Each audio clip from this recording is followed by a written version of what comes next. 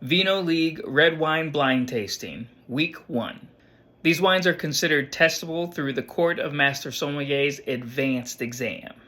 At full concentration and in this lighting, the wine looks purple, but turned to its side, it actually is a little bit more ruby, with the edge being a little bit red or maybe even hints of garnet, and you can see that we cannot see through this wine at all. This wine had big, rich fruit on the nose immediately, backed up with a little bit of a pencil lead smell. Some of those fruits were some rich, jammy red cherries, dark plums, and blueberries. There were some light florals on the nose, like violets. There were also some non-specific dried herbs, and then some big presence of oak. So some like mocha, vanilla, and toast, with some minerality that was kind of gravelly. The acidity on this wine was medium. The alcohol was medium. I'm going to interrupt myself and say that the alcohol was closer to medium plus to high. The tannins were the most interesting thing about this wine. They showed up immediately and never went away. And when you splashed it all over your mouth, it stuck to the gums and stuck to the cheeks as well, but still had a kind of soft, almost sandy quality about them, which was very nice and my favorite part of the wine. The body on this wine was medium plus to full bodied. What do we think it is? This is your spoiler warning, so please write down any notes you have and make your guesses, because I'm going to reveal what this wine is in 3, 2. This is a 2022 Clos de l'Espérance, a 100% Merlot from Lussac Saint-Emilion in Bordeaux, France. Just about everybody in my wine group got this one wrong. The big fruit on the nose really makes you think it comes from a much warmer climate than Bordeaux. The tannins are spot on for Merlot, but I was so confused. My guess was...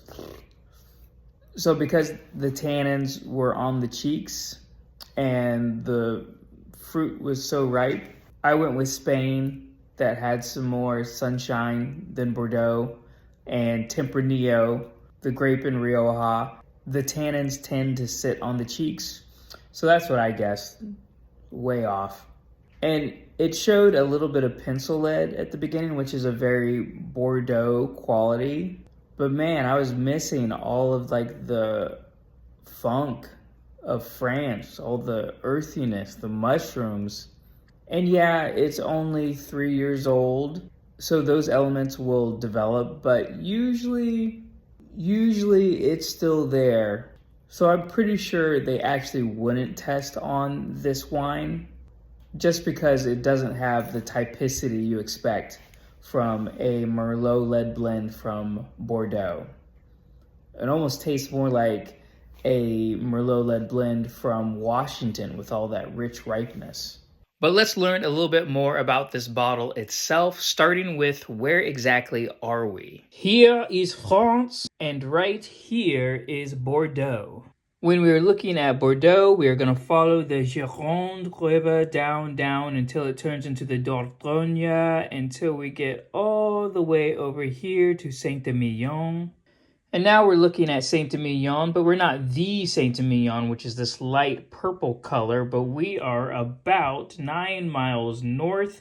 Here we are in Lussac. Now, Lussac Saint-Emilion is one of 4 subregions known as the Saint-Emilion satellites. And according to the New Sotheby's Wine Encyclopedia, Lussac can be divided into 3 main soil types. The far west plateau of Lussac is the closest to the Dordogne River and the most gravelly. This is going to give you some concentrated flavors, but also probably the lightest flavors. Far north is going to be the most clay concentrated. This is where we're going to get big, rich flavors. No. Because of the big richness on this wine, we might assume we're from the far north of this region, but I actually think we're in the southeast, where there is a mix of clay and limestone. So the clay would give us the big richness, but the limestone would help us retain that acid. And this definitely had some at least medium acid on the palate. Add on to that 2022 was seen as a pretty perfect vintage in Bordeaux, which had very rich and developed flavors, and it starts to make sense why this wine tasted the way it did. One other thing that adds to the complexity of this wine are the various vessels that they aged this wine in.